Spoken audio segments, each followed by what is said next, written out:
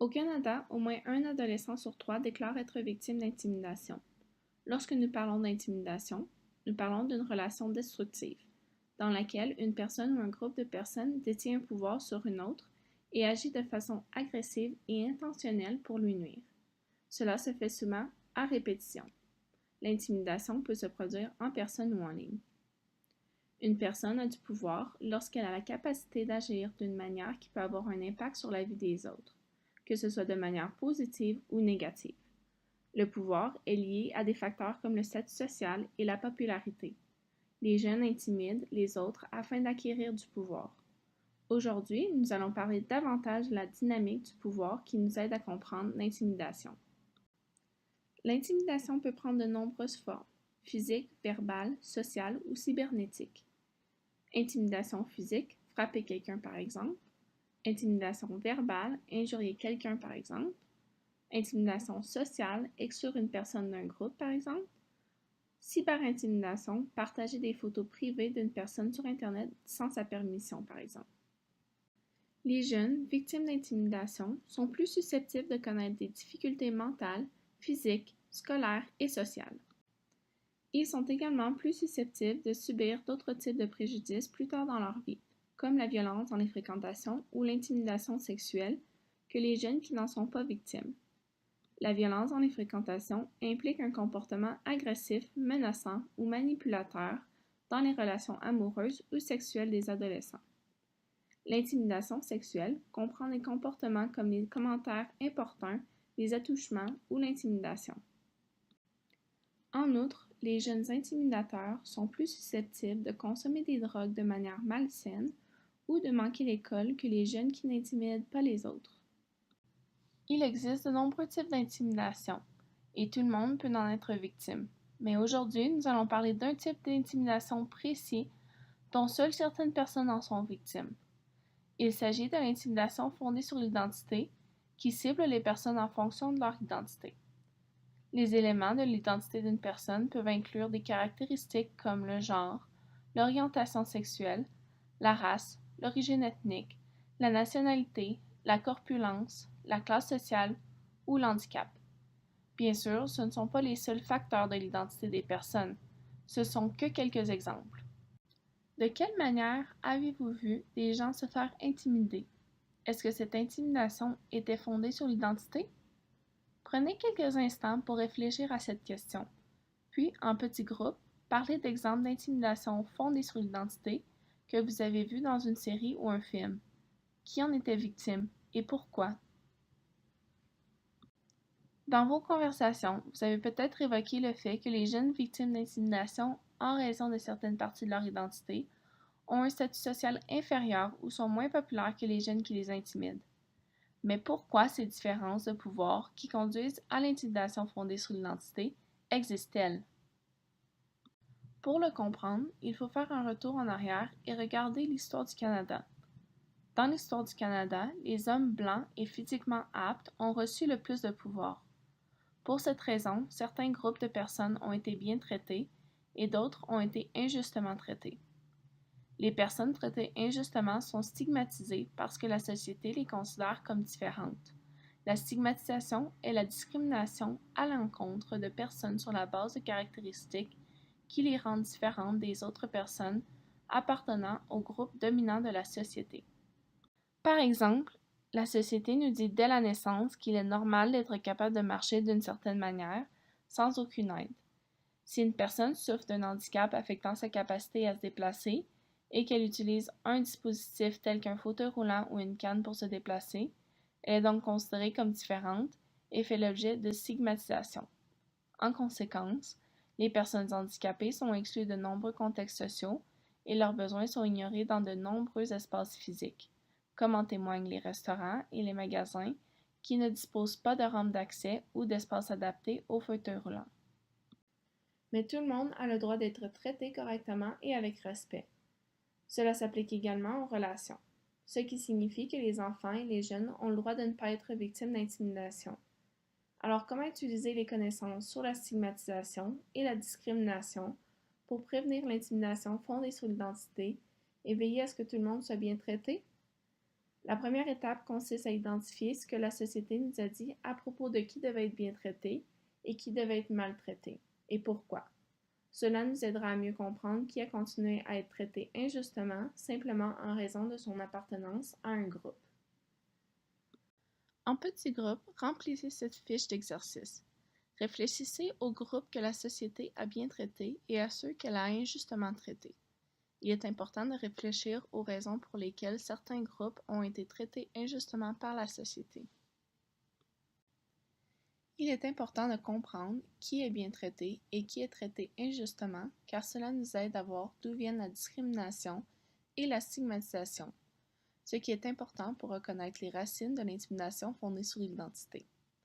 La stigmatisation et la discrimination sont dues aux différences de pouvoir entre les divers groupes de la société.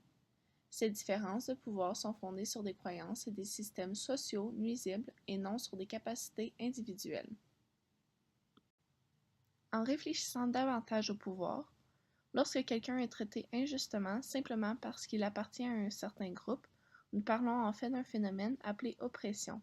Les personnes opprimées se voient refuser le droit d'être pleinement elles-mêmes et ne sont pas toujours acceptées par la société.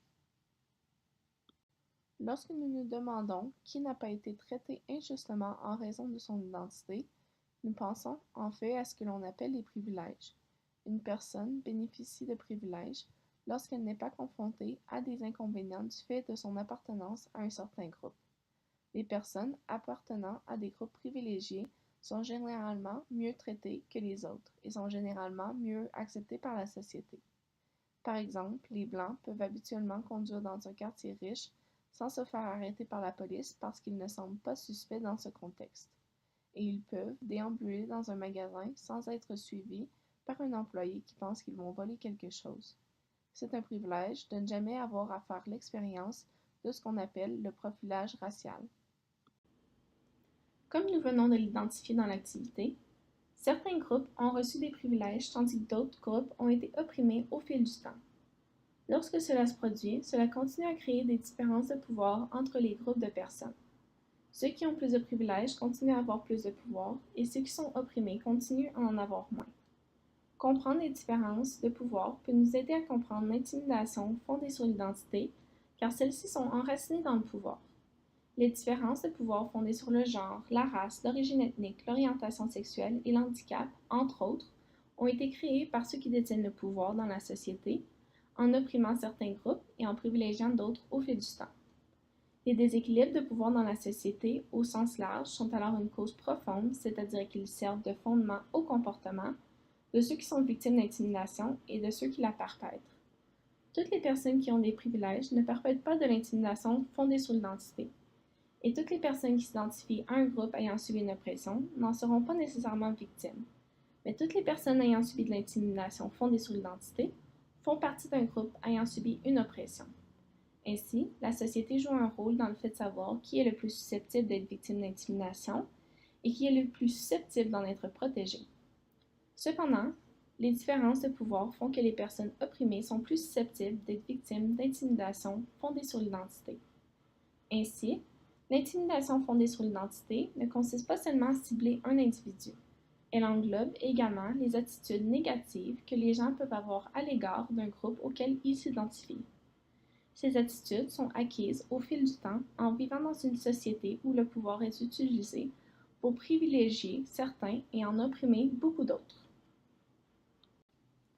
En fin de compte, ces attitudes peuvent prendre la forme de ce que l'on appelle des stéréotypes. Les stéréotypes sont les croyances injustes que les gens ont sur d'autres personnes. Les stéréotypes se développent au cours de notre vie, au fil des interactions avec notre famille, nos amis et nos communautés. Parfois, nous apprenons simplement à accepter les croyances que nous avons entendues sur d'autres groupes de personnes. Souvent, nous ne sommes même pas conscients de nos suppositions et de nos préjugés et de la façon dont ils peuvent être nuisibles. Les personnes qui appartiennent à des groupes opprimés et qui ont donc moins de pouvoir sont soumises à des stéréotypes. Les croyances injustes qui persistent à propos de ces groupes maintiennent les déséquilibres de pouvoir que nous observons au niveau de la société. Par exemple, un stéréotype que les gens ont sur les personnes corpulentes est qu'elles sont paresseuses. Pour cette raison, les jeunes peuvent intimider les personnes corpulentes en les injuriant ou en décidant de ne pas les choisir comme coéquipiers au cours d'éducation physique. L'utilisation de stéréotypes pour alimenter l'intimidation fondée sur l'identité reflète les croyances néfastes que les enfants et les jeunes peuvent avoir sur un groupe entier de personnes, dans ce cas, les personnes plus corpulentes. Ces actes d'intimidation fondés sur l'identité continuent d'opprimer les personnes sur la base de leur identité, contribuant ainsi au déséquilibre des pouvoirs. Mais comme nous l'avons déjà dit, tout le monde mérite d'être bien traité et a le droit de ne pas subir d'intimidation fondée sur des éléments de son identité, tels que la corpulence, la race, l'origine ethnique, la nationalité ou le statut de nouvel arrivant, le genre, l'orientation sexuelle, la classe sociale ou l'handicap. Jusqu'à présent, nous avons parlé de chacun de ces groupes séparément, mais nous faisons tous partie de nombreux groupes différents.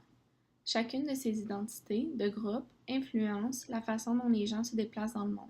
Cela signifie qu'elle a un impact sur la façon dont les autres vous perçoivent, sur les soutiens dont vous disposez, sur les opportunités qui vous sont accessibles, etc. C'est pourquoi, lorsque nous réfléchissons à l'intimidation fondée sur l'identité et à la manière de la prévenir, nous devons également réfléchir à la manière dont l'identification à de multiples groupes différents peut façonner les expériences et les comportements d'intimidation. Par exemple, pensons à quelqu'un qui s'identifie comme une femme blanche et lesbienne. Cela signifie que pour comprendre son expérience et savoir si elle est bien ou injustement traitée, nous devons réfléchir à la manière dont les différentes pièces de son identité s'assemblent.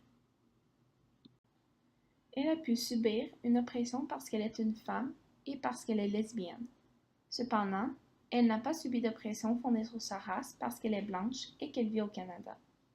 Il ne s'agit donc pas simplement de dire cette personne est privilégiée ou cette personne est opprimée.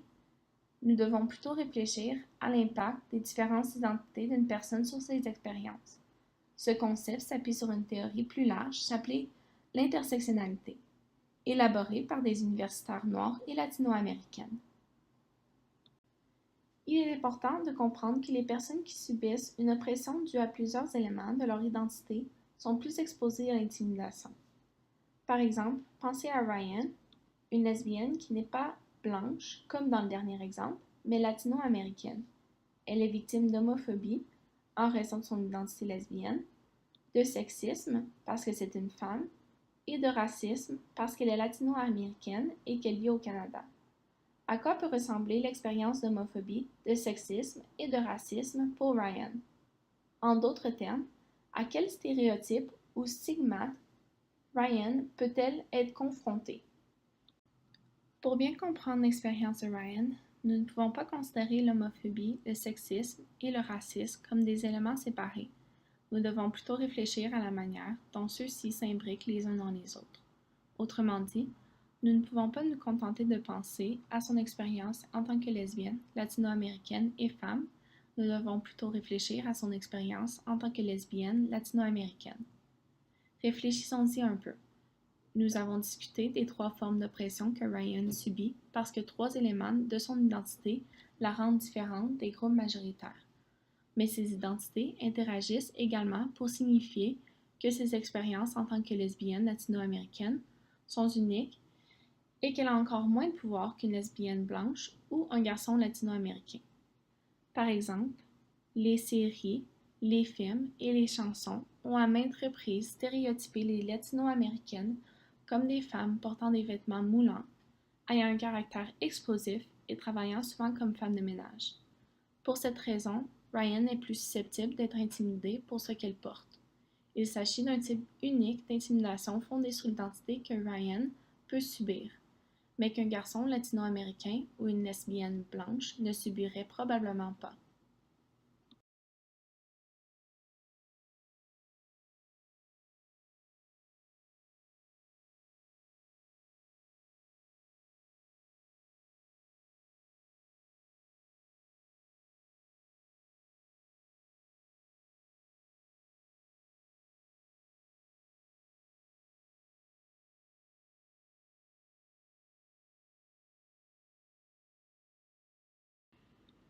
Les adolescents qui subissent de l'intimidation liée à plusieurs parties de leur identité rapportent les plus grands effets négatifs de l'intimidation. Les adolescents qui subissent de multiples formes d'oppression et qui ont donc moins de pouvoir social peuvent également avoir du mal à trouver du soutien car les espaces et les ressources disponibles peuvent se concentrer sur une seule forme d'oppression. Par exemple, Ryan peut trouver du soutien auprès de l'Alliance gay-hétéro, AGH, de son école pour l'intimidation homophobe, mais le groupe de l'AGH ne peut pas comprendre ses expériences d'intimidation raciste. Si nous ne prenons pas le temps de comprendre l'intersectionnalité, nous ne pouvons pas comprendre pleinement l'expérience vécue par une personne et nous divisons involontairement des communautés qui devraient travailler ensemble. Nous devons comprendre comment les expériences d'oppression des personnes se chevauchent, souvent pour causer encore plus de difficultés. Si nous pouvons comprendre cela, nous pouvons créer des espaces dans les écoles qui répondent aux besoins uniques des élèves. N'oubliez pas que ces croyances sur les personnes à traiter correctement et celles à traiter injustement sont acquises, consciemment ou inconsciemment, tout au long de notre vie. Ce sont des messages que nous entendons dans les films et les chansons, dans nos familles et auprès de nos amis, et dans nos propres communautés. Au niveau de la société, de nombreux messages nous indiquent qui détient le plus de pouvoir par rapport aux autres. Mais même si ces messages sont très présents dans la société, nous ne sommes pas obligés de les accepter. Au contraire, nous devons apprendre et mieux faire afin de changer les choses. Si nous ne nous rendrons pas compte de l'existence d'un traitement médiocre et injuste de certains groupes de personnes, nous continuerons simplement à vivre le statu quo et à causer du tort. Il y a beaucoup de choses que nous pouvons faire ici, dans nos salles de classe et nos écoles, pour nous assurer que chacun dans notre environnement soit respecté et pour participer à un changement social positif. Dans d'autres présentations, nous parlerons des stratégies que nous pouvons utiliser pour créer des environnements inclusifs et faire en sorte que chacun puisse détenir du pouvoir. En résumé, l'intimidation fondée sur l'identité est une question de déséquilibre de pouvoir. Ces déséquilibres de pouvoir reflètent des problèmes de société plus larges, à savoir qui a du pouvoir et est privilégié, et qui a moins de pouvoir et est opprimé. L'intimidation fondée sur l'identité cible des groupes spécifiques d'individus et les opprime davantage. Bien que les gens soient victimes d'intimidation fondée sur l'identité, pour des facteurs qui semblent concerner l'individu, comme le genre et l'orientation sexuelle, la raison pour laquelle ces facteurs donnent du pouvoir à certaines personnes sur d'autres est ancrée dans les croyances sociétales. Tout le monde a le droit d'être bien traité et personne ne devrait être victime d'intimidation fondée sur l'identité. Pour s'assurer que chacun soit respecté dans nos écoles, nos classes et dans les relations entre pairs, nous devons d'abord identifier qui est traité différemment en fonction de son identité. Prendre conscience des différentes identités et de la façon dont cela affecte nos attitudes et nos croyances est une première étape dans la prévention de l'intimidation fondée sur l'identité dans la classe. Une fois que nous avons compris cela, nous pouvons passer à l'apprentissage de l'utilisation positive du pouvoir pour corriger les déséquilibres de pouvoir afin que tout le monde soit traité avec respect, un sujet que nous aborderons dans une prochaine leçon.